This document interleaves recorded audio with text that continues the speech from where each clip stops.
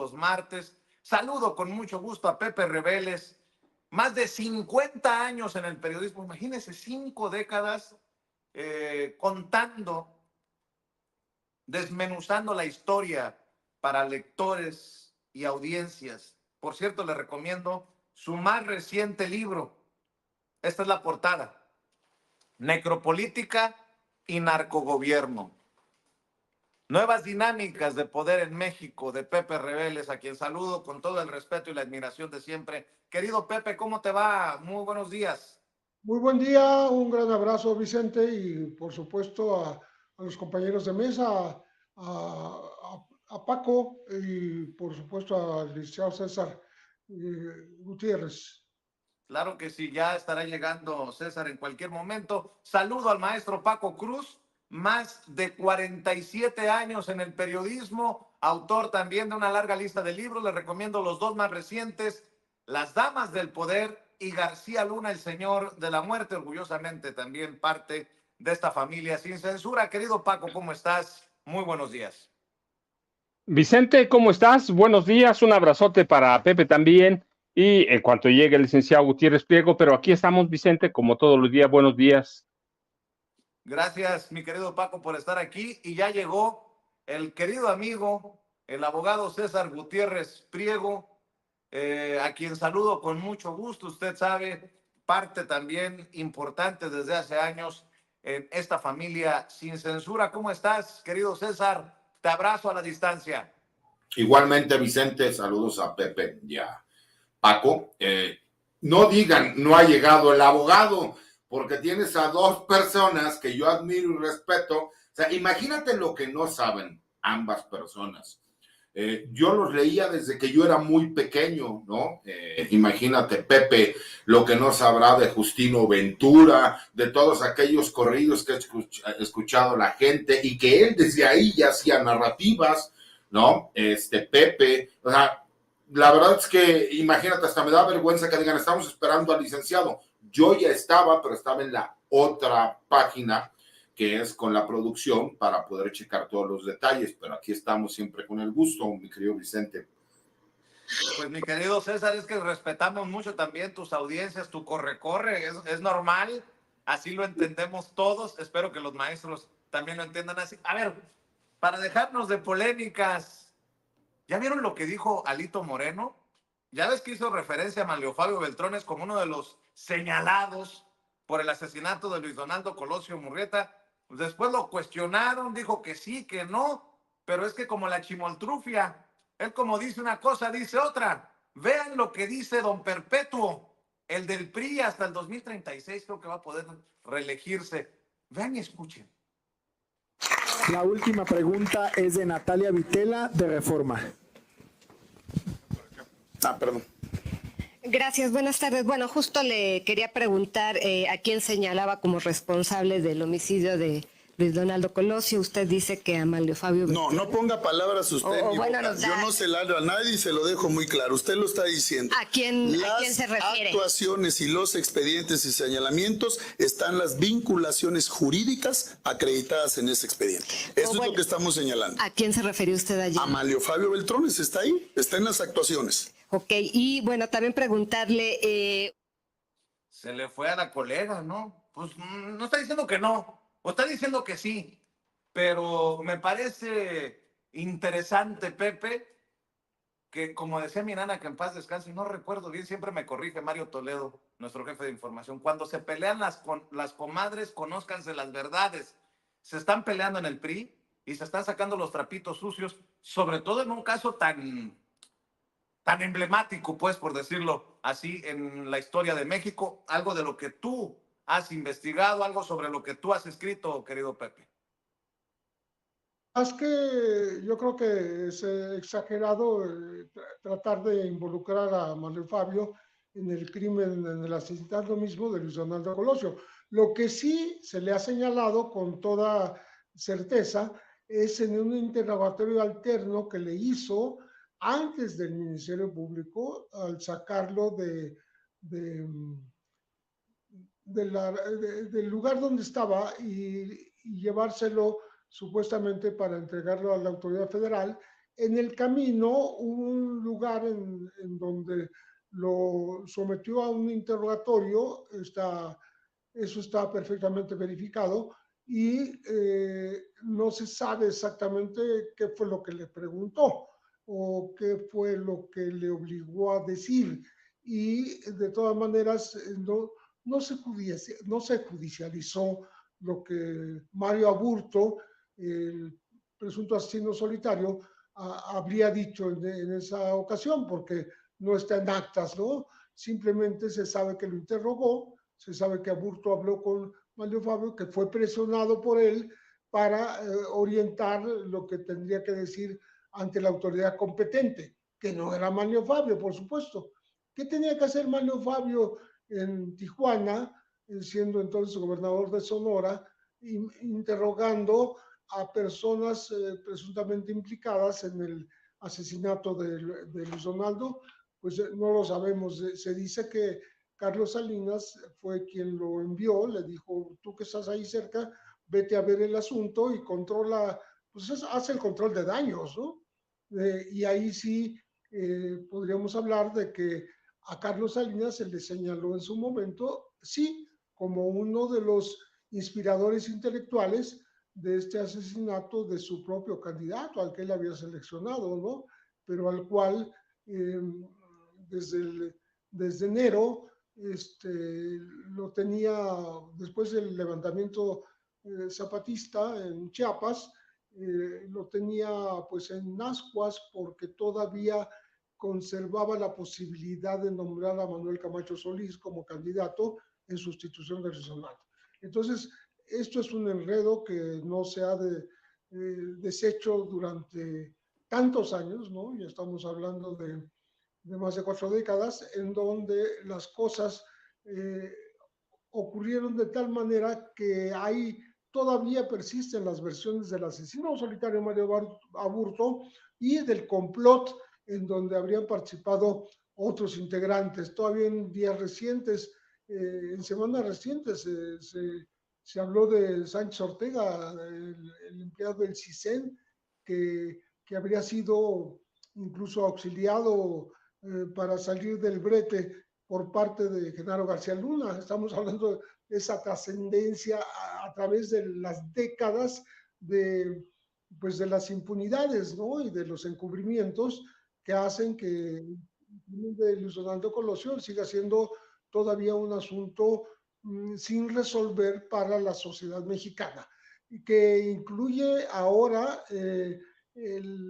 pues el perdón público que ha expresado el hijo del propio Luis Donaldo Colosio, diciendo que pues, ya liberen a Aburto porque pues, él ya no tiene nada contra él, y con la contestación del presidente Manuel López Obrador, dice, pues yo no, como autoridad, yo no voy a hacer algo que no debe hacer como presidente de la República, y por tanto, pues el asunto queda en manos de la justicia y no del Ejecutivo, que pueda conceder una especie de amnistía o un perdón a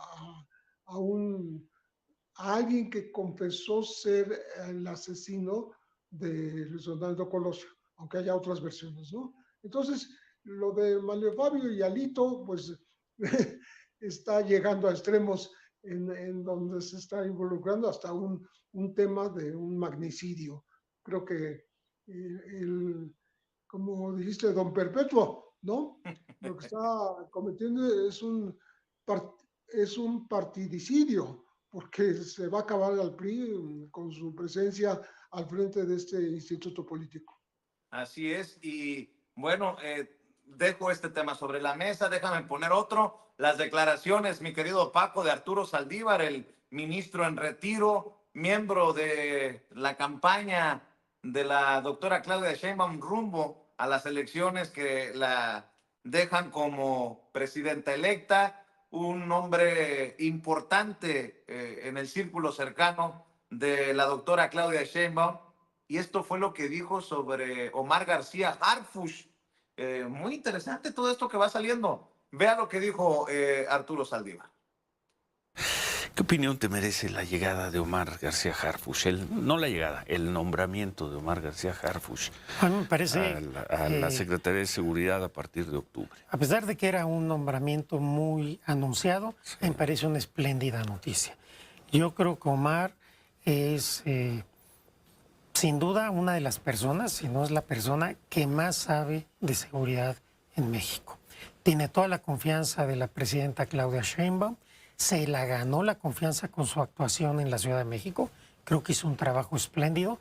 Para mí me parece una gran noticia para el país, sé que lo va a hacer muy bien, es un experto, Ojalá, es un especialista, ojalá. el reto no es sencillo, pero cuando tiene un reto de esta magnitud, me parece que dice mucho cómo lo enfrentas. La presidenta electa tiene un proyecto, tiene un programa, tiene líneas que ya ha dado a conocer y está nombrando para mí a la persona correcta, a la más adecuada para ese cargo. Yo sé que Omar lo va a hacer muy bien y que va a poder con este reto enorme que tiene, que sin duda me parece que es el mayor desafío del próximo gobierno, seguir tratando de revertir no solo la delincuencia, sino sobre todo la impunidad y la violencia. Bueno, pues ahí están los dichos de Arturo Saldívar. ¿Por qué lo pongo sobre la mesa? Porque Paco ha sido muy crítico, fuerte, sobre Omar García Harfuch. Por otro lado, el abogado César Gutiérrez Priego ha defendido el historial de Omar García Harfuch. En fin, una figura polémica, pero dice Arturo Saldívar, el hombre, tal vez el hombre que más sabe de seguridad en México. Paco, lo del PRI, lo de Harfuch, y vamos construyendo el diálogo sin pelos en la lengua, sin censura. Mira, Vicente, los dos temas son interesantes porque Alito dijo otras cosas que han pasado de largo. Por ejemplo, le dijo a Manlio que le abrió él el camino a el Señor de los Cielos para negociar allá en Sonora el narcotráfico, es decir, no solo lo vincula con el asesinato o los arreglos posteriores al magnicidio de Colosio, sino que lo vinculó abiertamente con Amado Carrillo Fuentes, el Señor de los Cielos, con el cártel de Juárez, y en ese paquete hay que meter al licenciado Carlos Salinas de Gortari, en el paquete de Luis Donaldo Colosio, porque todas las investigaciones llevaban a la mano de Carlos Salinas de Gortari, porque es importante, pues, primero porque es un magnicidio de Estado, y ya lo dijo Alito, pues lo mató el PRI. ¿Qué haces ahí? Es contundente, ciertamente que están jugándose otras cosas, están jugándose el dinero que significa o que representa la franquicia priista, que son muchos miles de millones en los próximos 10 años, ¿sí? Por lo menos 12,000 millones de pesos, así que están jugándose algo más que eso, y van a salir temas como este. ¿Por qué? Porque se quieren apropiar de eso, pero sí es interesante. ¿Por qué? Porque en aquella época se dio paso ya no solo del fraude electoral, de los mapaches, el robo de votos, las urnas, sino que se dio paso al magnicidio, y un magnicidio de Estado, y un magnicidio que ahora dice Alito que es del PRI, es el responsable. Así que hay que abrirlo, hay que tratarlo, hay que discutirlo por todo lo que representa aquel magnicidio de Estado. Y Alito seguramente, como conoce los entretelones priistas, sabe más cosas de lo que dijo, y para mí fue abierta una amenaza contra Carlos Salinas de Gortari, contra Manlio Fabio Beltrones, contra Francisco Labastida Ochoa, eso no queda duda, contra Dulce María Sauri Riancho. Es una amenaza abierta. No se metan porque van a salir muchos muertos a relucir.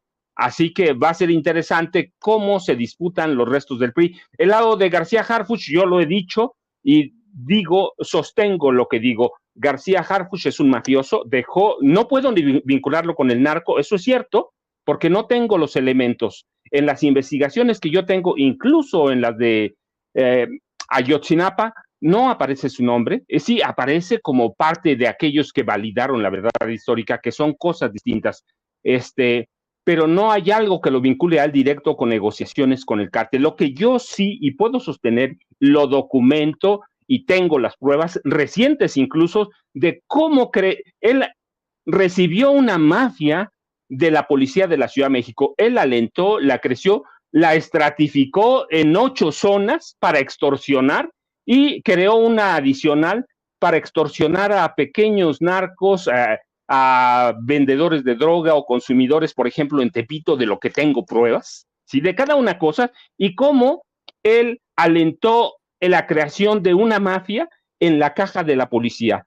Hay, y insisto, tengo las pruebas para documentarlo, no una, pero cómo se aprovechan de los policías a los que no les pueden probar nada, que ya les han ganado juicios, policías que les han ganado por pelear una pensión mísera que les dan, ¿sí? Y ya hay órdenes de García Harfuch que no les pagará nada. Eso lo sostengo y lo puedo probar.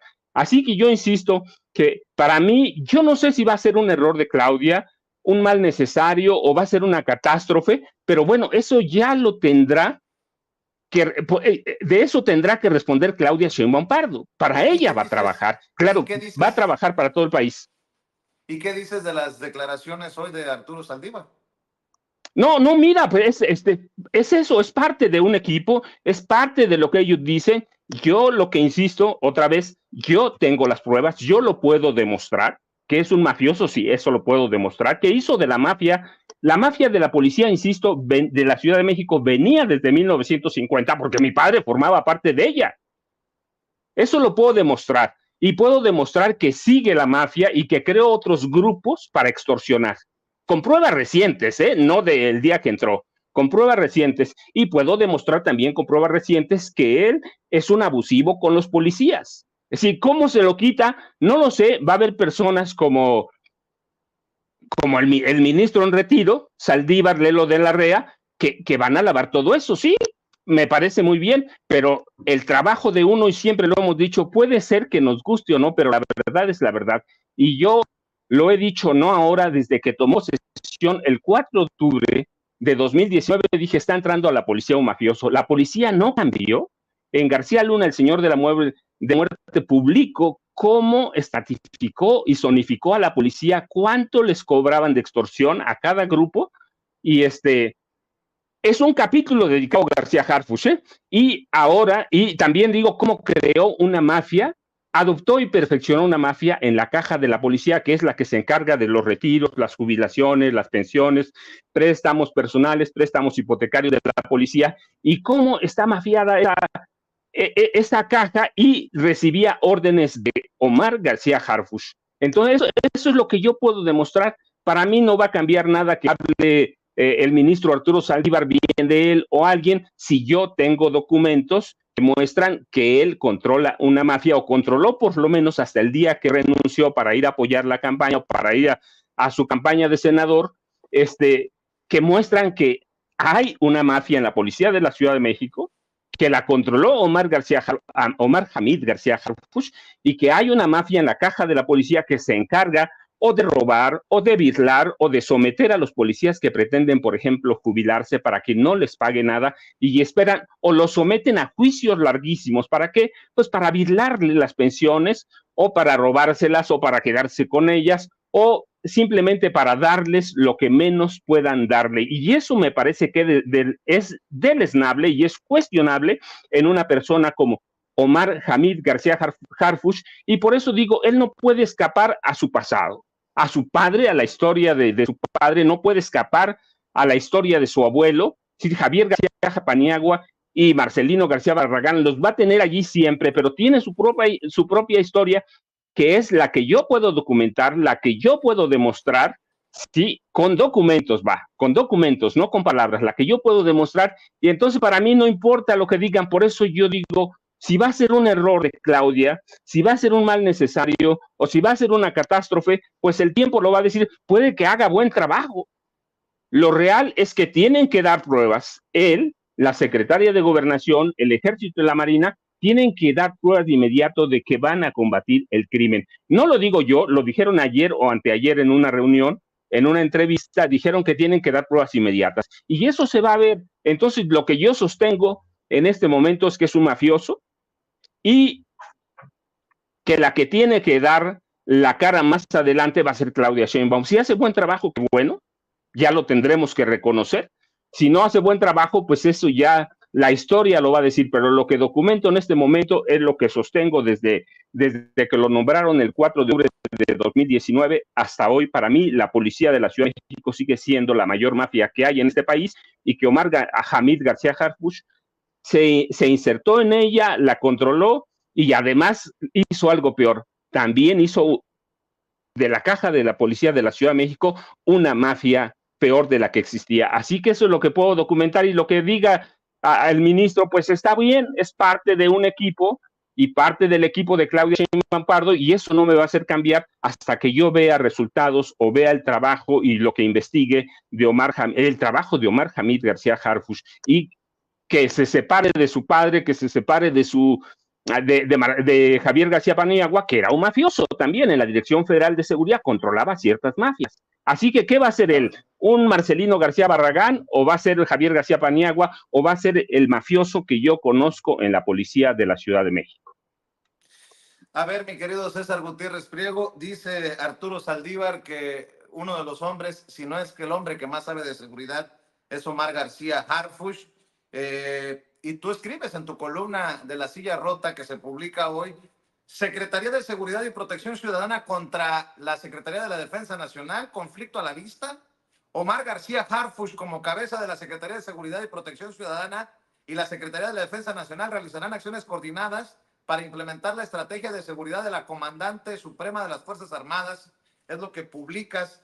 Y bueno, me imagino que tus opiniones son contrarias a las del querido Paco Cruz, pero bendita oportunidad de hablar sin censura desde nuestras trincheras. Mira, me parece que esta plática se tenía que dar, ¿no? No eres la primera persona que lo ha buscado. Me han estado cucando durante las últimas semanas respecto a que yo siempre hablo de forma positiva de García Harfuch, de Omar, y que obviamente Paco Cruz, que es una persona en la cual tengo cercanía, en la cual tengo respeto y a quien conozco, pues por supuesto tiene un punto de vista distinto. Pero vamos aclarando los puntos, que son muy sencillos. A ver, yo conozco a Omar como amigo, porque mi familia y su familia teníamos una amistad. Y yo jamás he negado a mis amigos, ni los negaré. Y creo que tú eres uno de esos personajes que puede dar fe de eso, y el mismo Paco le consta, ¿no? ¿Por qué? Porque son tan pocas las posibilidades de tener amigos en esta vida, que los pocos que podamos llegar a tener, siempre, jamás los voy a negar. Así como jamás he negado a mi señor padre, del cual me siento además muy orgulloso porque me hizo un hombre de bien. Jamás voy a negar mi pasado en el ejército mexicano, con todo y que fui torturado por elementos de la extinta Policía Judicial Federal Militar, que es un hecho público, ¿no? Incluso soy víctima del Estado mexicano por medio de una recomendación de la Comisión de Derechos Humanos, ¿no? Poniendo ese punto de entrada, yo mis opiniones sobre Omar García Harfuch siempre las he dado a título personal. Jamás he trabajado con él, no formo parte de su equipo de trabajo, jamás me ha tocado interactuar con él más allá de la amistad que nos une de la infancia, con todo que yo soy más grande que él. La realidad es que lo que yo puedo atestiguar son cosas completamente distintas, pero yo no he estado dentro de su área de trabajo. ¿Y a qué va el comentario? ¿No? Por ejemplo, la gente habla mucho que es nieto del general Marcelino García Barragán. Sí, o sea, Omar nació cuando su abuelo ya había fallecido. Entonces dime qué influencia pudo haber tenido el general Marcelino García Barragán en Omar García Harfuch. Ninguna. Hablan mucho de su padre, ¿no? Y de a lo mejor la influencia que pudo haber tenido su señor padre con él. Y la verdad es que su padre yo lo traté cuando era joven. A mí en lo personal siempre se comportó bien conmigo. La verdad es que pues, bueno, yo era hijo de un amigo de él. Mi relación no era a lo mejor mayor pues, que la del hijo de un amigo, pero fallece cuando Omar tiene 16 años. Dime qué influencia pudo haber tenido su padre en Omar. Con el debido respeto, pues ninguna. ¿Sí me explicó? Omar pudo haber optado a lo mejor por estar en la política, pero él optó por la policía. Díganme qué influencia, y eso lo digo honestamente para todas las personas que les gusta la investigación, pudo haber tenido cuando él ingresa a la policía en un puesto menor, ¿no? Y si bien dicen, es que reprobó los exámenes de confianza, hay una aclaración que se tiene que hacer, y yo publiqué un hilo de Twitter hace algunos años, incluso iba a haber un debate en el programa de Carmen Aristegui con Anabel Hernández, y Anabel Hernández se rehusó cuando ya había confirmado que se llevara a cabo el debate. Porque los exámenes de confianza no dice que Omar Hamid García Harfuch fuera corrupto. Lo que dice es que no cumplía con el perfil para ser policía, que son cosas completamente distintas, ¿no? Una cosa es, a lo mejor por el perfil que yo tengo, pues no debía haber sido oficial del ejército mexicano. Pero eso es lo que dice un examen psicológico, y otra cosa es la realidad de cómo se llevan las cosas. Entonces, saber diferenciar, no es que haya reprobado un examen de confianza, es que el examen de confianza decía que él no cumplía con ese perfil. Entonces, cuando tú vas aclarando ciertos puntos, te das cuenta que el personaje puede tener muchas aristas y la gente puede emitir muchas opiniones. Eso no quita que mi opinión personal de él pues es como un amigo, y siempre voy a opinar lo mismo. Conmigo siempre soy una persona educada, soy una persona decente. La verdad es que siempre ha sido fiel a la amistad que hemos tenido, pero también mi amistad nunca se ha basado ni en pedir favores, ni en necesitar algo, porque yo siempre he pensado que a los amigos no hay que molestarlos, al contrario, hay que verlos con gusto. Pero sí se me hace ilógico e injusto que a él le quieran achacar el hecho de quién fue su abuelo o de quién fue su señor padre, para decir que cómo él puede estar en un gobierno de izquierda. Pues él es independiente totalmente a quién fue su abuelo y a quién fue su padre. Es como aquellas personas que quieren seguirme señalando a mí por las injurias y las falsas imputaciones que le hicieron a mi señor padre, y que yo me tardé 14 años de mi vida en poder demostrar que eran una falsedad. Pero eso no quita que cuando la gente a lo mejor no tiene mayores argumentos, pues es importante señalar cómo, si es el hijo de fulano de tal, que fue ser antidrogas de México y que lo acusaron de supuestamente proteger narcotraficantes, ¿no? Que por cierto, haciendo un paréntesis, y ya lo comentó Paco y Pepe, yo escribí un libro que se llama El litigio de mi vida, y ustedes lo saben, y que nunca lo he publicado, y que solamente dejé una columna que hago para La Silla Rota, en donde menciono un poco de lo que se habla de este libro, por personajes como el que mencionó Alito Moreno. ¿Por qué? Porque hay personajes como Manlio Fabio Beltrones que vienen mencionados en la causa penal de mi señor padre de forma muy amplia, en donde se hacen señalamientos fuertes de estar ligado con un jefe criminal, un narcotraficante como el Señor de los Cielos. Y no quiero hablar más del tema, ¿por qué? Porque he recibido incluso amenazas, porque ellos saben, ¿no?, que se tiene toda esa información, y que como yo puedo tomar la decisión de, pues a lo mejor si yo decido publicar algo, lo decido a título personal, pero yo ya tengo hijos, y tengo una señora madre, y tengo hermanos, y no puedo decidir por ellos. Entonces, por lo mismo, no he querido hacer pública toda esa información, porque es uno de muchos personajes que se mencionan y que se ofrecieron en su momento pruebas para demostrarlo, y que no pasó absolutamente nada, ¿no? Y aquí no hablo por hablar, aquí sí existen las denuncias, aquí sí existen los documentos. Tengo más de 2,000 tomos de la causa penal de mi señor padre y del macroproceso, en donde se señala todo esto. Entonces, yo tomé esa decisión personal de no puedo poner en riesgo a mis hijos, ni a mi madre, ni a mis hermanos, ¿no? Y yo puedo hablar de lo que me consta a mí y de lo que yo quiero hablar por mí. Cierro el paréntesis, ¿no?, para señalar por qué nunca he sacado el libro, y retomo. Me parece que el ministro Saldívar hace una aseveración en el sentido de que Omar Hamid García Harfuch es uno de los civiles, ¿no?, que mayor conocimiento tiene de la seguridad pública. Es completamente cierto. Y más con el hecho de que se acusa militarización del país, tener una persona en la Secretaría de Seguridad y Protección Ciudadana en donde se especifica que van a ser coordinadores de lo que es la inteligencia. Y él hace una mención que es importante, ¿no? Los resultados que tuvieron en la Ciudad de México pues hablan por sí solos. No puedo hablar de la segunda parte de lo que menciona Paco, porque sería injusto. Yo no tengo el conocimiento sobre temas policíacos que él tiene, y más por el hecho de que si hablamos de una cofradía del poder del ejército, bueno, yo te podría hablar, ¿no?, como dice Paco, porque mi padre perteneció a una de esas cofradías. Así como Paco puede hablar, ¿no?, de la famosa hermandad de la policía de la Ciudad de México, la cual pues tiene décadas de estar trabajando y que él conoce del tema. Puedo hablar, sí, de la cuestión personal. Y yo como amigo, mi querido Vicente, y tú lo sabes mejor que nadie, jamás niego a mis amigos. Y Omar es... Me consta. ¿No? Me consta. Y Omar es mi amigo. Y la verdad es que siempre voy a dar la cara con él en cuanto a lo que a mí me consta. ¿Por qué?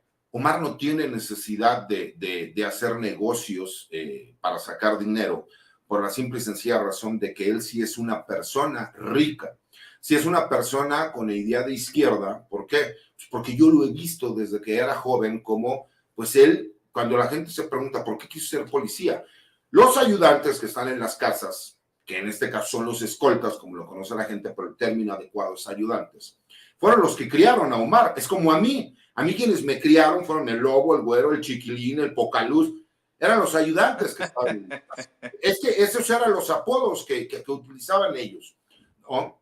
Y que obviamente con los años tú vas aprendiendo. ¿Qué iba a querer yo hacer? Pues yo quería ir al Heroico Colegio Militar. Pues por lo mismo pasó con Omar. Pero aparte lo mejor viene aquí, cuando dicen, es que él entró cuando García Luna. Pues sí, pero él no tuvo ascensos cuando estuvo Genaro García Luna. Él realmente empieza a despegar su carrera años después. Realmente es hasta después del 2018, cuando incluso él se va a la Agencia de Investigación Criminal. Anteriormente estuvo como comandante de la Policía Federal en el Estado de Guerrero, y que incluso un mes antes de que estudiara lo de Ayotzinapa, le encargan a él la conformación de lo que iba a ser la Gendarmería. Entonces, están las pruebas, ¿no? Las evidencias que luego tratan de confundir y dicen, es que él mismo firmó un oficio en donde él mismo se autoriza a irse. No, está la documentación en donde él lo mandan a la Gendarmería y que no tenía absolutamente nada que ver. Y voy todavía más allá.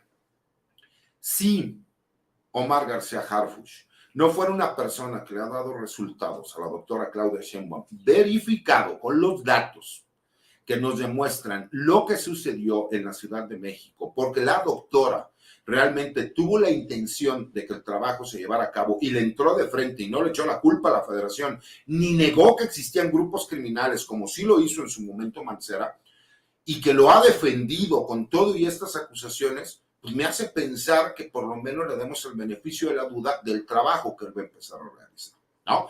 Entonces, me parece que los resultados hablan por sí solos. Me parece que él tiene una propia historia y que hay que juzgarlo por esa historia propia. Y se me hace muy injusto que sigan haciendo señalamientos sobre su abuelo, que nunca lo conoció, que nació después de que falleció su abuelo, que le hagan acusaciones por quién fue su señor padre, cuando a los 16 años fallece, y por tercero, y lo menciona en la misma columna, mi querido Vicente, la gente señala, es que los amigos de su abuelo y de su padre, con el debido respeto, los amigos de su abuelo, la mayoría ya debieron haber estado muertos, ¿no? ¿Por qué? Nada más por la edad. Pero vayamos más allá. Hay un famoso dicho, y que el presidente lo utilizó hace poco, pero que es muy utilizado en el ejército. Antes como antes, ahora como ahora. Eso significa, antes estabas arriba y yo tenía que aguantarme y agachar la cabeza. Ahora estás abajo, el que manda soy yo, aquí no hay lugar para ti, ábrete. ¿Por qué lo digo? ¿Tú crees que a mí alguna vez algún amigo de mi papá me ayudó? Bueno, Vicente, no me ofreció ni un vaso de agua. ¿Tú crees que algún amigo de su papá alguna vez lo ayudó? Con el debido respeto, Vicente, por supuesto que no. Él tuvo que abrirse camino. Por supuesto, a él a lo mejor sí la cuestión económica fue completamente distinta porque él no tuvo necesidad. Incluso la gente se pregunta, ¿por qué quiso ser policía? Por esto que te digo, pues si él fue educado por los ayudantes que estaban en su casa, pues ¿qué es lo que él quería hacer? Por lo que vio todos los días en su casa. ¿Por qué? Porque son como nuestros hermanos mayores. Yo lo viví también. Nada más que yo a los 20 años sucedió lo de mi papá y en ese momento tuve que empezar a rascarme con mis propios uñas. Lo he platicado. Yo tuve la oportunidad de estudiar en la universidad por una beca deportiva. Si no hubiera tenido esa beca deportiva, que le agradezco al coach Colio y al coach César, el negro, que gracias a ellos que me dieron una beca deportiva, pude estudiar en la universidad. Si no, yo no tenía los recursos para haberla pagado, ¿no? Y no, qué bueno que no está Ramiro porque hubiera sacado los violines, pero esa es mi realidad. Entonces, él no tuvo esta problemática, pero él, por lo menos en su trabajo, polémico o no, ha dado los resultados. Entonces, démosle el beneficio de la duda. ¿Por qué?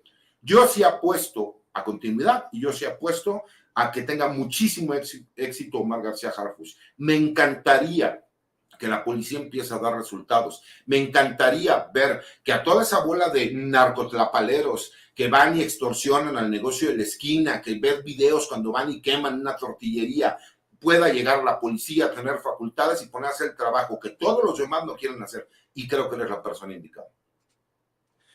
Mi querido Pepe Rebeles, seguimos con todos estos temas que van quedando sobre la mesa, Pero te pregunto por lo que plantea en su columna César Gutiérrez Priego, ¿tú ves una posibilidad de diferencias entre la Secretaría de Seguridad Ciudadana y el Ejército en el próximo gobierno? ¿Qué piensas con esto de la doctora de aguantar los nombramientos en Marina y Defensa Nacional hasta septiembre? Dice, no va a haber ese nombramiento este jueves. Turismo, la oficina de la presidencia, pero Marina y la Defensa Nacional se guardan hasta septiembre. ¿Tus opiniones, tus comentarios, Pepe? Mira, es posible que existan diferencias de visión sobre estrategias para darle seguridad a la ciudadanía, pero esas diferencias las debe salvar justamente la autoridad de la presidencia de la República, en este caso de la presidenta Claudia Sheinbaum.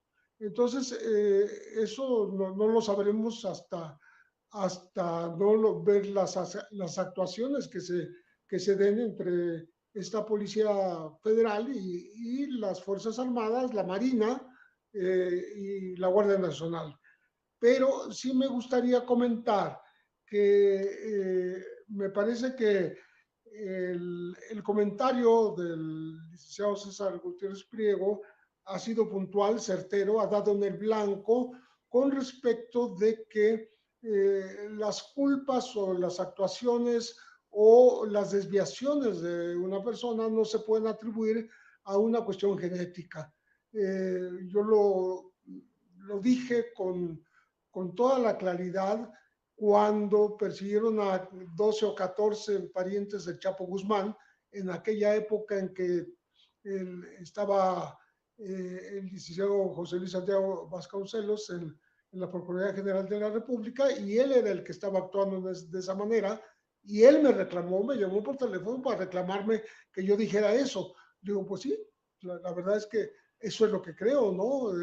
No se puede perseguir a alguien por lo que hizo su padre, su hermano, su cuñado, su abuelo o quien sea, ¿no?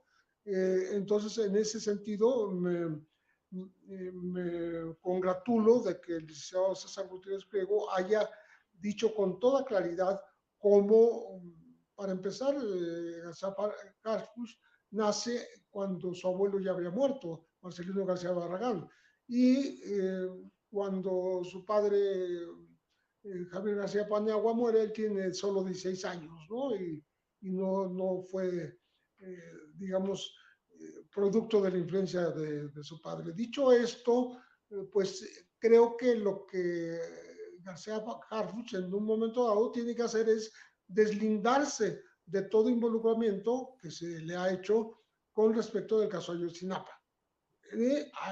También me parece a mí que aclarar alguna vez qué fue lo que pasó realmente en el atentado que recibió en su casa de Las Lomas por un grupo que él identificó cuando todavía estaba siendo atendido en el hospital por el atentado, que él identificó como el Cártel Jalisco Nueva Generación.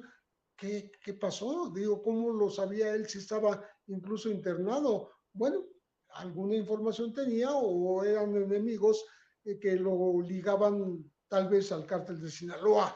Eso lo tiene que aclarar él. Y lo tercero, lo que acaba de decir Paco, que yo ignoraba, que tenía esta mafia policíaca muy semejante a la hermandad que existe desde hace más de medio siglo, ¿no? En la policía capitalina. Entonces, son cosas que sí tiene que aclarar y demostrar con hechos que sí es un servidor público que va a dar resultados a la próxima presidencia de la República.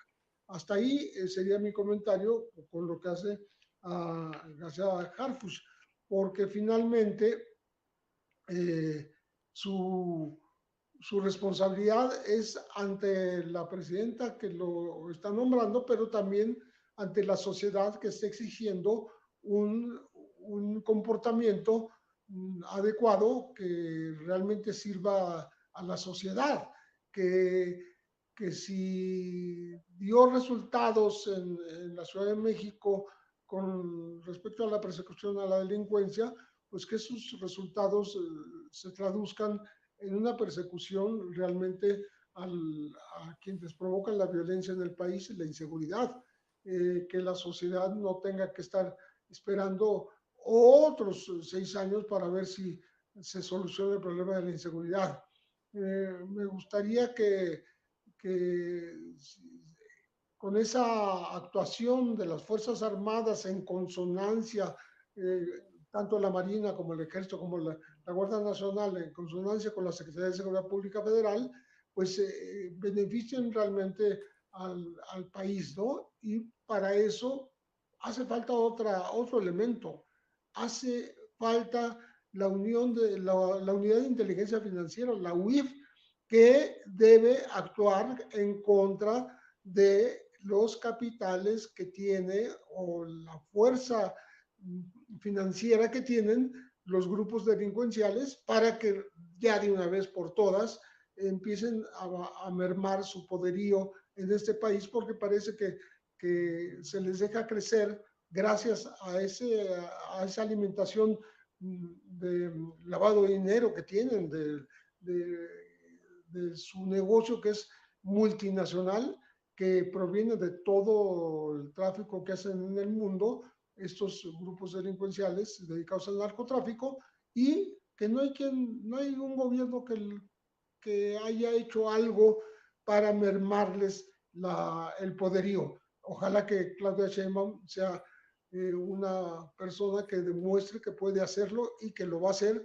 no solo con la fuerza del Ejército, de la Marina, de la Guardia Nacional y de la Secretaría que está bajo el mando de García Harfuch, sino que también tenga las armas de la inteligencia financiera para que ataquen el lavado y ataquen las finanzas de los grupos criminales. Entonces, eso sería para mí un resultado deseable, ¿no? Y que junto con lo que se haga con la reforma al Poder Judicial, pues tengamos una seguridad pública que le dé tranquilidad a los mexicanos. Ese sería mi comentario. Y vamos sumándole, mi querido Pepe, el tema de los magistrados del 9º Tribunal Colegiado en materia penal del primer circuito, o sea, miembros del Poder Judicial podrido al que se refiere el presidente Andrés Manuel López Obrador, que otorgó al exgobernador Javier Duarte, el exgobernador priista de Chihuahua, un amparo que lo libra de cualquier detención, aun cuando tenga que comparecer ante un juez de control y aunque se le imponga en audiencia prisión preventiva oficiosa. A ver, supuestamente por cuestiones de salud nos lo habían mandado a prisión domiciliaria y resulta que aparecen fotografías de él en Costco y visitando a no sé quién. No sé si esto podamos decir que sea la mano de Maru Campos, la panista, señalada de estar en el círculo mafioso del exgobernador. Pero bueno, así las cosas en torno a un personaje señalado de corrupto y lo que le sigue, mi querido Paco Cruz. Vicente, mira, es que allí entra mucho lo que dijo la ministra presidenta y que estabas, Norma Lucía Piña Hernández, y que estabas platicando con el maestro Ricardo Sevilla. Después de ir a una serie de asambleas, de foros, de escuchar a por lo menos 3.500 personas, analistas, especialistas, de todos los sectores, ella se pregunta cómo pudo llegar el Poder Judicial hasta aquí, cómo pueden tener esa imagen de nosotros. Pues es eso, estas facilidades que se dan a personajes como Javier Duarte Jaques, a otros, a narcotraficantes, ¿sí? A Rosario Robles Berlanga, a la maestra Elvester Gordillo Morales, parte del equipo de García Luna metido en la Suprema Corte de Justicia de la Nación. Pues eso lo que nos dice es que vive en una burbuja, que no conoce lo que pensamos y que todavía no entiende lo que pasó el 2 de junio. 35.9 millones de votos que están exigiendo un cambio en el Poder Judicial y ella se está empezando a enterar de qué pasa, de por qué vemos así al Poder Judicial, que vemos una justicia ciega o que no existe o vendida. Es esto, justamente ella tiene la respuesta. Javier Duarte Jaques es parte de esas respuestas, es la protección de la justicia a grupos poderosos, más allá de los problemas. Es Javier Duarte de Ochoa, veracruzano, más allá de que haya, lo ha señalado el licenciado Gutiérrez Pliego, haya necesidad de una serie de cambios profundos, estructurales en el Ministerio Público, en las fiscalías. Más allá de todo eso, el Poder Judicial adolece de muchas cosas. ¿De qué adolece el Poder Judicial? De eso, de que cuando vamos a un juicio, tenemos que ir con la cartera abierta o la billetera dispuesta a hacer transferencias diarias y en las que lamentablemente no podemos vincular a los jueces, porque el dinero se entrega, o las mordidas, lo que quieran, como quieran llamarle, a los secretarios de acuerdos. Es decir, hay cuestiones que ellos no están viendo porque no las quieren ver. ¿Cómo podemos hacerle entender a Norma Lucía Piña Hernández que estamos conscientes de toda la protección que le da el cártel de García Luna y Felipe Calderón Hinojosa? ¿Cómo podemos hacerle entender que Javier Lainez Potisek fue padre arquitecto de la reforma judicial del 94-95 y que hubo un par de esquiroles y que ese poder judicial se transformó en un poder servil para servir al presidente de la República? ¿Cómo la podemos hacer entender si hasta hoy se está dando cuenta cómo la vemos? Esto es eso. Le están dando a Javier Duarte las facilidades como se las dieron a cualquier otro, como liberaron al hermano de Nemesio Ceguera Cervantes, como liberaron, como han liberado a otros capos.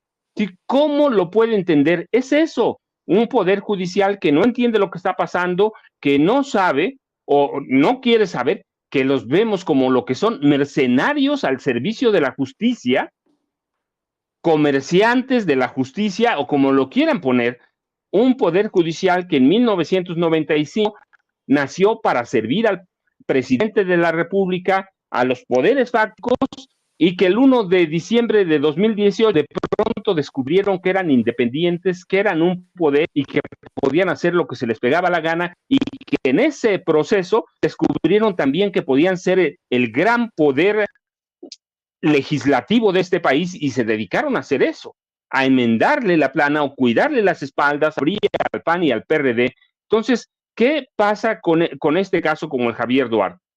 Pues es lo mismo de cualquier caso, hay que ir a ver cuántos presos tienen sin condena. César Duarte, no, este es Javier Duarte de Ochoa, el otro es César Duarte Jaques. Entonces, pero es eso, el nombre puede ser cualquiera, Vicente, pero lo podemos poner en cuántos casos de presos que tienen dinero o de presuntos responsables de un crimen se van a la casa libremente porque tienen dinero para comprar a un juez a través de los secretarios de acuerdos. Y este caso de César Duarte Jaques es como el de Rosario Robles Berlanga. ¿Te acuerdas que estaba muy enferma en prisión? Estaba muy enferma. La maestra Elvester Gordillo Morales estaba tan enferma que salió para casarse con un joven como de 20 años. Eso no es criticable, no es cuestionable. Eso no lo pongo a discusión. Ella se puede casar con quien quiera. El punto es de que cuando en prisión estaba enfermísima y abusan de eso para solicitar la prisión domiciliaria, y lo mismo con César Duarte o lo mismo con cualquier otro, el punto es de que la justicia en este país, como la conocemos a partir de 1995, es una justicia vendida al mejor postor o mercenaria, está controlada por un grupo de jueces que son los ministros o los magistrados, que incluso controlan mafias adentro del Poder Judicial, controlan préstamos personales, préstamos fiduciarios, es decir, es una mafia que está al servicio del presidente de la República, y yo estoy viendo que la vemos de otra manera. No lo digo yo, son las palabras de la ministra presidenta. Así que este caso de César Duarte Jaques es el mismo de todos. Hay que ver Israel Vallarta, ¿cuánto lleva? Más de 18 años preso. Brenda, que la acaban de liberar, más de 14 años presa, sin juicio, sin nada. Es decir, independientemente de los problemas por los que adolece la Fiscalía General de la República, independientemente de todo eso, también hay problemas severos en el sistema de administración de justicia que corresponde al Poder Judicial y al sistema, declara a los jueces que debía recaer en la el Consejo de la Judicatura Federal. Entonces, es un problema gravísimo que tienen ellos porque no se conocen. ¿Cómo vamos a pedir? La semana pasada decía el ministro Javier Lainez Potisek, me niego a pensar, me niego a creer que el sistema que creamos en 1995 sea un monstruo. Eso lo dijo él.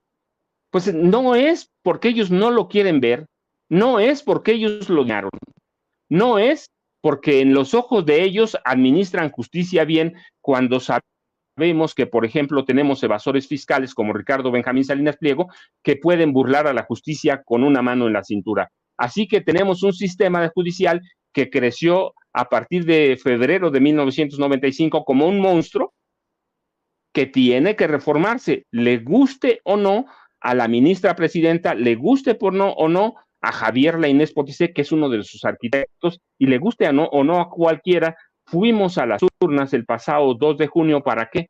Para reformar un poder judicial que nació podrido, que está podrido y que tiene raíces que no se pueden sostener, Vicente. Así es, y dice la ministra Norma Piña, ¿qué hemos hecho? Quiere diálogo con el presidente, con Claudia Sheinbaum. Deberían de tener diálogo, pero abajo, con la gente que ya no cree en ellos, mi querido César Gutiérrez Priego. Fíjate, Vicente, lo que pasa es que este diálogo se tendría que haber llevado hace muchos años. Yo he tenido varios debates en algunos otros programas con tendencia más de derecha o de oposición, en donde yo les decía, el problema del Poder Judicial Federal es que nunca ha sido cercano a la gente, no tiene una buena área de comunicación social y no ha sabido explicarle a la gente el porqué de las cosas. Y me decían, es que no es nuestra obligación. Dice, para eso las sentencias son públicas. Bueno, con el debido respeto, si ellos no quieren ser cercanos a la gente, pues lo acaba de decir ahorita bien Paco, estamos hablando de un sistema, este nuevo sistema del Poder Judicial Federal se creó en el año 1995. Tenemos 29 años con el mismo sistema. No puede ser posible que no hemos evolucionado cuando en teoría se evolucionó incluso en el respeto a los derechos humanos. Entonces debimos haber cambiado. Y el problema es que seguimos sin entender los derechos humanos en este país, porque llegamos casi 50 años tarde a la reparación de derechos humanos. Recordemos que en México teníamos garantías individuales que te reconocía la Constitución. Pues cuando tenemos ese grave problema, pues por supuesto que la gente lo único que ve es que existe corrupción institucionalizada en el Poder Judicial. Y si bien es cierto, la mayoría de esa corrupción institucionalizada, y ahorita voy a explicar a qué me refiero, es en el fuero común, la realidad es que la gente pues le molesta el hecho de que para que tú puedas realizar una notificación, tienes que pagarle a un actuario, ¿no? Y a lo mejor muchos colegas sí lo dicen, o a algunos otros les da miedo, pero es la realidad. Tú tienes que ir y pagarle a un actuario para que el actuario vaya a realizar la notificación que le correspondería por ley. Para que hagan el oficio con el cual van a ir a notificar, tienes que dar también los 200, 300, 400, 500 pesos, dependiendo, porque ya te ponen hasta cuota. Y entonces, para que salga tu acuerdo y que no te esperes los 3 o 6 o 7 días, porque es dependiendo la carga de trabajo también, pues entonces te tienes que mover para checar todo este tipo de cosas. Esa es la famosa corrupción institucionalizada, que ya se nos hace normal, ¿no? No se cree que cuando los abogados les dicen, es que necesito para copias, todo eso se ve en las copias, no, se ve en todo ese trabajo que tiene que realizar. Entonces, entre que tenemos esta corrupción institucionalizada y tenemos muchos colegas que le gusta mentirle a la persona porque no estamos colegializados, yo en mi caso sí, pero la gran mayoría no, y no es obligatorio, pues entonces no hay un trabajo ético, ¿no? En donde la gente se pueda sentir respaldada, porque saben que lo que le diga el abogado o lo que va a hacer el abogado es conforme a lo que debe de ser, ¿no? Pero ya cuando llegamos al Poder Judicial Federal, pues obviamente no vemos esa corrupción institucionalizada, pero sí vemos otro tipo de corrupción. ¿Cómo es posible? Y yo lo he dicho en diversas entrevistas, nunca En mis 27 años de carrera me había tocado ver que un juez federal aceptara el testimonio de policías municipales del estado de Jalisco a favor de un presunto delincuente líder de uno de los grupos criminales más poderosos del mundo, ¿no? Entonces, cuando tú ves eso, y además que ordenan su inmediata liberación y que ordenan multas al director del centro penitenciario, ¿no? Del Centro Federal de Readaptación número 1, para que lo dejen inmediata libertad, ¿no? Lo que pasó con Don Rodo. Pues cuando tú ves ese tipo de cosas, pues no te puedes dejar de preguntar, o fue amenazado el juez o hubo corrupción de por medio. Pero como no lo hacen de forma directa, sino que lo hacen por medio de los secretarios de acuerdos, el secretario proyectista o del abogado particular, pues obviamente ese tipo de corrupción que no se investiga más allá de lo que se tendría que investigar, pues nos deja muchísimas dudas. Y la gente lo que quiere ver es resultados. Si bien es cierto, tenemos que ir de la mano en la reforma judicial, forzosamente con la de las fiscalías, que es materia de procuración de justicia, la realidad es que el Poder Judicial no ha sido cercano a la gente y que el problema es que la gente no le interesa, la verdad, porque nunca se han tomado el tiempo para explicar cuál es la función del Poder Judicial. Lo que quieren es ver resultados. Imagínate las personas que llevan 10 años, 15 años, 20 años peleando una herencia y que cuando dicen ya por fin gané, resulta que conceden un amparo y otra vez hay que iniciar todo nuevamente. Y esos bienes se terminan dilapidando por medio de un tercero, o incluso hay grupos que van y se meten a las propiedades, pero no puedes pelearlo porque hay un intestado y es una sucesión, y lo hemos visto en un sinnúmero de casos. O los divorcios, donde ahora te dicen, ya te puedes divorciar de forma inmediata, perfecto. Al otro día te vuelves a casar y ya después traes otro conflicto y no has arreglado las pensiones alimenticias, el reparto de la masa conyugal, etcétera, etcétera, etcétera. O cuando alguien te debe, o sea, ¿por qué es tan difícil en México contratar un servicio que la gente te falle y te tienes que ir a la Profeco, no van a la Profeco emite multas, estas multas jamás las cobran, tienes que ir forzosamente a una demanda o a una denuncia y entonces te tardas 4 o 5 años para que te regresen el depósito que hiciste por un servicio que pediste. Eso es lo que necesitamos que se agilice, eso es lo que necesitamos que sea mucho más rápido. ¿Quién no ha rentado una propiedad que llega una persona, se mete, no quiere pagar la renta y para poder sacar a esta persona te tienes que rentar 2 o 3 años en un juicio de arrendamiento? O sea, hay un sinnúmero de cosas que es necesario y si bien es cierto, la mayoría de los asuntos que acabo de hablar son del fuero común, el problema es que cuando llegas al fuero federal, que en aquel entonces, no, hace 20 o 30 años, tú pensabas que te iban a solucionar el problema, pues resulta que para todo el juzgado federal, como ya tiene mucho trabajo, te dice no hay lugar, no procede, se sobresee, etcétera, etcétera, etcétera. Entonces tienes que utilizar otro tipo de recursos. Eso es lo que la gente quiere. Quiere que tengamos un poder judicial mucho más cercano. Díganme, y yo se los digo honestamente, ¿quién ha tenido la oportunidad de ir a hablar con un ministro de la Corte y decirle, tengo este problema, apóyenme? No hay ese tipo de acceso. Es imposible poderlo llevar. ¿En qué momento tenemos que llamarle su señoría, ¿no? Y tenerlos en un nivel por encima, a lo mejor, de cualquier otro postulante, abogado que litiga o una persona que va a solicitar pues que le arregle la problemática de acuerdo a su derecho? Desde ahí ya lo estamos poniendo en un nivel distinto, que lo peor de todo es que ellos terminan perdiéndoselo. Y como tienen un poder judicial federal, que ellos mismos son juez y parte, porque ellos mismos son los que se investigan las quejas, pues saben que la impunidad está garantizada. Entonces, me parece que es necesaria una reforma judicial. El cómo, a lo mejor, eso puede ser la duda, pero incluso el mismo Poder Judicial lo reconoce, Vicente. Forzosamente se necesita una reforma del Poder Judicial. Y nada más para terminar con el tema anterior, me dio mucha risa por ahí un comentario en el chat en donde decían, César, sí, lo que dice el maestro Paco Cruz es cierto, y tú te equivocas, ya me imagino que le vas a estar llevando cigarros a Omar García Harfuch en Estados Unidos. Si ese fuera el caso, lo haría, porque jamás he negado a mis amigos. He ido a visitar a mis amigos a ciertos lugares golpeados y ahí estoy en la madrugada, ¿no? Y aquí hay una persona que le conste ese hecho. Jamás voy a negar a mis amigos. Me he llevado cientos de mentadas de madre por decir que Carmen Aristegui es mi amiga y que aunque no estoy de acuerdo con la línea editorial que manejó en este sexenio, y que incluso ya ni siquiera me dirige la palabra, no niego que es mi amiga, aunque ya no nos dirijamos la palabra, porque jamás he negado a mis amigos. Lo mismo digo con Paco Cruz. Es mi amigo, respeto su punto de vista, no lo comparto. Entonces, la gente que escucho que lo agrede, pues, les pido que no lo hagan, porque él es un periodista investigador, es serio en lo que dice. Yo hablo como un amigo y lo que a mí me consta. Y sí, incluso la pongo más fácil.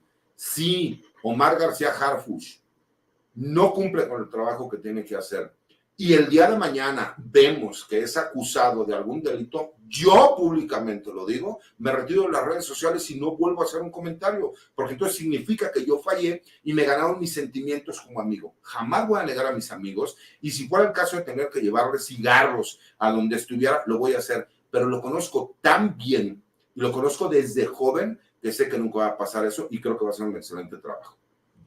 Pues mi querido César, cerremos aquí invitando a la audiencia a tus redes sociales, querido abogado. Mira, mi cuenta de X, anteriormente Twitter, que es @CésarGutiPrim, los invito a leer mi columna que escribí el día de hoy, específicamente sobre este mismo tema.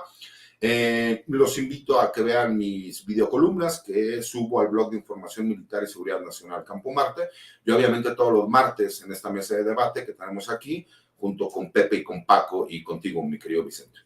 Gracias, querido César. Querido Paco, también cerremos invitando a la audiencia a buscar tus dos más recientes libros, Las Damas del Poder y García Luna, El Señor de la Muerte, y que te apoyen en redes sociales. Vicente, primero un abrazote para ti, uno para César, uno para Pepe.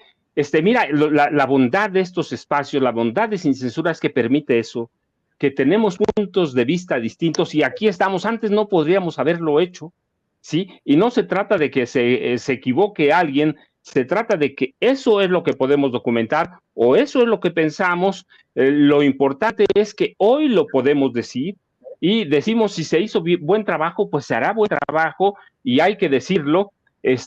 Y hoy tenemos la libertad de sentarnos, de analizar, de discutir, de todo, y como dice César, somos amigos y eso lo podemos tratar civilizadamente y lo podemos hacer aquí, y lo mejor es que le vaya bien a este país porque llevamos décadas de irnos mal. Este es el primer sexenio que no tenemos, para empezar, una crisis, y mira, me vería yo muy mal, no mal, me vería como esos periodistas que dicen, antes pensaban que era yo el mejor reportero.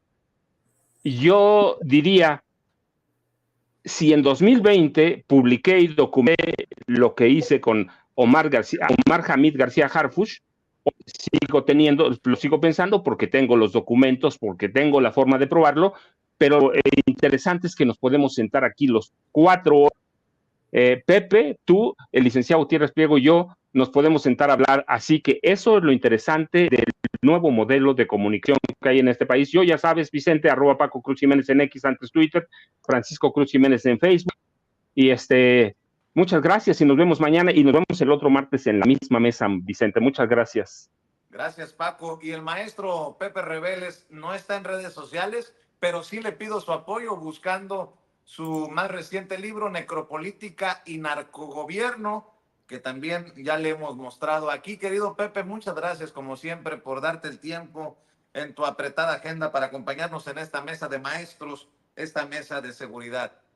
No, muchísimas gracias a ustedes y me felicito porque hoy se demostró en esta mesa que en Sin Censura se puede hablar con toda libertad, aún con opiniones divergentes, pero siempre con respeto y con absoluta libertad, insisto. Claro que sí, mi querido Pepe, les he aprendido algo poquito para poder llegar a este punto. Oye, por cierto, si algo pasa y no estoy aquí, recuérdenle al cabrón de César que me lleve cigarros al reclusorio, porque no niega a sus amigos. Mi querido César. No será la primera vez, mi querido Vicente, no será la primera vez. Un abrazo, Pepe, un abrazo, Paco. Igual, un gracias, abrazo. mi querido César, hablando sin pelos en la lengua, sin censura, y para cerrar con broche de oro.